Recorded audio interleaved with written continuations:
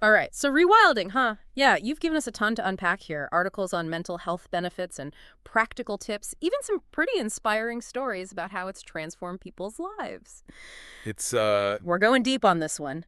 How to bring the wild back into your world, especially since it seems like you're in the city and looking for that self-sufficiency boost. Yeah, and what's so fascinating about rewilding is that it's not just about like planting trees or something. It's about recognizing that this disconnect we feel from nature, it's actually impacting us in ways we Yeah. don't even realize. You're hitting on something I found really interesting in all of this, that idea of nature deficit disorder. Right. We've touched on it before on the show, but what does that actually look like, in our everyday lives? Yeah, it's subtle at first. Mm-hmm. You feel restless, unfocused, you crave escape, but you don't even know where to turn. Mm. We tend to just chalk it up to the modern world, but it goes way deeper than that. Yeah. Our brains, they literally evolved in nature. Our senses, they're designed for it. Mm. And when we deprive ourselves of that, we end up with a kind of sensory and emotional malnutrition. Hmm. So it's not just about like needing a vacation. It's like our minds and bodies are literally less equipped to handle the stress and the stimulation of city life without that nature balance. Exactly. That's exactly it. And that's where rewilding comes in. Mm-hmm. This isn't about rejecting modern life completely. It's more about finding ways to weave those primal connections back in. And the benefits are surprisingly practical. Mm-hmm. Improved focus, reduced stress, even tapping back into that gut instinct we all have, but we tend to ignore so often. Okay, that's what I really want to unpack here. The how, let's say our listener is stuck in an office all day, bombarded with emails, deadlines. How do they actually start rewinding that stressed out system? Well, it can be surprisingly simple, believe it or not. Remember, our bodies are really meant to move in ways that modern life doesn't always allow. So instead of just like hitting the gym, think about incorporating movements you'd find in nature. Okay, so like what does that even look like? Like running through the park instead of on a treadmill? Exactly. Okay. Or finding a climbing wall that actually like mimics natural rock formations, or even just taking a walking meeting outside instead of being stuck in a conference room. Right. It's all about engaging your body's natural adaptability. Interesting. Yeah, Yeah. instead of a fixed routine, you're adjusting to uneven terrain, Right. engaging different muscle groups, and your brain gets a workout too. So it's not just about being in nature, it's about moving with nature. Precisely. And the mental benefits of that are huge. You're present in your body, not stuck up here in your head. That's where you start tapping into those deeper instincts, that gut feeling that can really help you navigate decisions, big or small. I love that. So much of rewilding feels like it's about rediscovering those things we've forgotten we're capable of. But we live in a world that's constantly on. How do we actually quiet our minds and tap into those deeper instincts? I'm picturing our listener here, phone in hand, trying to meditate in a park, but they're getting bombarded with notifications. Right, right. I think that's where the practice of forest bathing comes in. Okay. And before you laugh, This isn't about taking a dip in a lake, though that is not a bad idea either. right. It's more about consciously immersing yourself in a natural setting and really engaging all of your senses. I'm intrigued. Tell me more about this forest bathing thing. It's actually a Japanese practice called Shinrin-yoku, and it's really about slowing down, tuning into the sights, the sounds, even the smells of a natural space. And studies have shown it can actually lower those stress hormones, improves your mood, even boosts creativity. Wow. And the best part is, you don't need a whole forest to do it. A park, a backyard, even a few houseplants can have a real impact. So instead of like scrolling through our phones on our lunch break, we should be finding a patch of grass and just existing. It's more about shifting your attention. Yeah. You're noticing the way the light filters through the leaves, the feel of the breeze, the sounds of bird song instead of traffic. Hmm. Our senses are literally starved for that kind of input in the city. It's funny you mentioned that. When I do spend time in nature, I've noticed I pick up on details I normally wouldn't. Like the way sunlight makes the leaves shimmer or those little patterns in a bird's feather. It's almost like my senses are waking up. Exactly. You're engaging with the world in a way that modern life often dulls. Hmm. And it's not just visual either. Listen to the rustling leaves, feel the texture of bark even, smell the damp earth. It brings you fully into the present moment, which is incredibly grounding. We're talking about engaging all those senses, and food feels like another big piece of this whole rewilding puzzle. But again, it's easy to feel stuck when you're in the city. Takeout menus are way more accessible than foraging for wild edibles. You'd be surprised, foraging is more common than you think, even urban foraging. But let's back up a bit. Rewilding your diet isn't really about living off the land. It's more about shifting your mindset about food. Okay, unpack that a bit for me. What does that look like practically? We'll start by just bringing in more of the wild. you know? Grow some herbs on your windowsill. Swap that afternoon coffee for like a herbal tea. When you do buy groceries, think local and seasonal farmers markets are great for that. So it's about those small conscious choices that kind of bring us a bit closer to the source of our food, a bit more in tune with those natural rhythms. Precisely. It's a way to reclaim that connection to what we eat, where it comes from, and how it impacts our bodies. Plus, seasonal local produce just tastes better. I can definitely get behind that. Speaking of connection, I want to touch on the animal aspect of all this.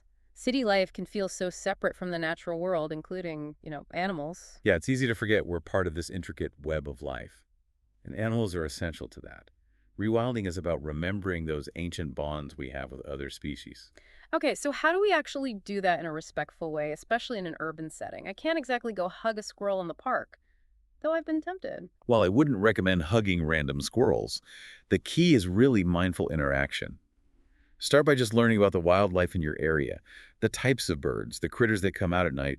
Even just observing their behavior, their patterns can be incredibly grounding. It's like tuning into a whole other world that's always been there. We've just forgotten how to see it. Exactly. And remember, respect is key. Admire from a distance. Avoid feeding them. It disrupts their natural habits. And remember, we are visitors in their home. Right. We've talked about movement, mindfulness, food, animals. It feels like so much of this comes down to recalibrating our senses, being more present. But how do we create that sense of wildness within our own homes, especially if we're, surrounded by concrete? You'd be surprised how much we can actually do. Think about it. What are the elements of nature that bring you peace? How can you bring those indoors? Well, I've become a bit obsessed with houseplants lately. My apartment is starting to resemble a jungle, but like a good kind of jungle. That's fantastic. Houseplants purify your air. They bring in color and life. And just the act of caring for something can be incredibly grounding. But it goes beyond that. Use natural materials in your decor. Maximize that natural light. Declutter your space to create a sense of calm. It's like we're talking about creating a sanctuary, a little pocket of wildness within the city walls.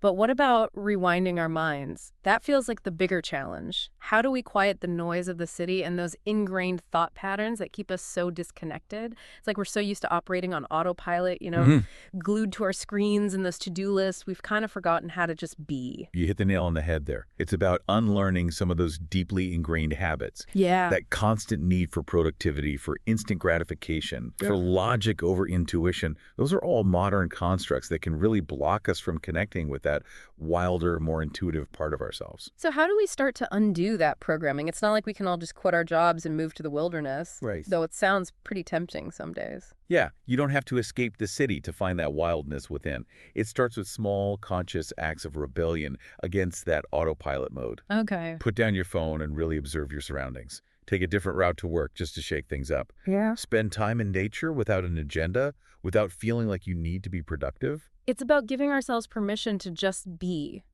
to rediscover that sense of curiosity and wonder that we probably all had as kids. Exactly. Yeah. And mindfulness practices can be really helpful here. Meditation, even for a few minutes a day, can help you become more aware of those thought patterns that keep you locked in that cycle of doing rather than being. It's like hitting the reset button on our brains, reminding ourselves that we're not machines. We're part of something bigger, wilder, more connected than our to-do list would have us believe. And that brings us to another really important aspect of rewilding community. Mm-hmm. Humans have always thrived in tribes, in groups with a shared purpose. Yeah. And in a world that can feel increasingly isolating, finding your pack, your rewilding tribe can make all the difference. We've talked about community gardens before. What does that look like in a practical sense? It can be as simple as joining a local hiking group, volunteering at a park cleanup, or even connecting with people online who share your interest in foraging or wildlife photography. Right. The point is to find your people, those who understand this, desire to connect with nature, and who can support you on your own rewilding journey. Yeah, because let's be real, it's not always easy. It's nuts. There will be days when you'd rather order takeout than cook a meal from scratch or scroll through social media than go for a walk in the park. Absolutely. But that's where having a supportive community can make all the difference. It's about celebrating those small victories together, encouraging each other through the challenges, and remembering that every step we take towards a wilder, more connected life is a step worth taking. And it's not just about us, is it? It's about creating a healthier, wilder future for generations to come. Beautifully said. By rewilding ourselves, by Hmm. reconnecting with nature and with each other, we're also planting seeds for a future where humans and nature are no longer seen as separate, but rather as different parts of the same interconnected web of life. So for you listening, what will you do today to reconnect with your own wildness? Maybe it's finally going for that hike you've been putting off, starting a herb garden on your windowsill, or just taking a few minutes to appreciate the sunset without reaching for your phone. Just be present. Mm. Remember, rewilding is not about being perfect. It's about being present. It's a lifelong journey of rediscovering those ancient rhythms, those primal connections, and remembering that we are a part of nature, not apart from it. And on that note, we'll leave you with this. Go find your wild. We'll be Thrill. here next time with another deep dive into the things that matter.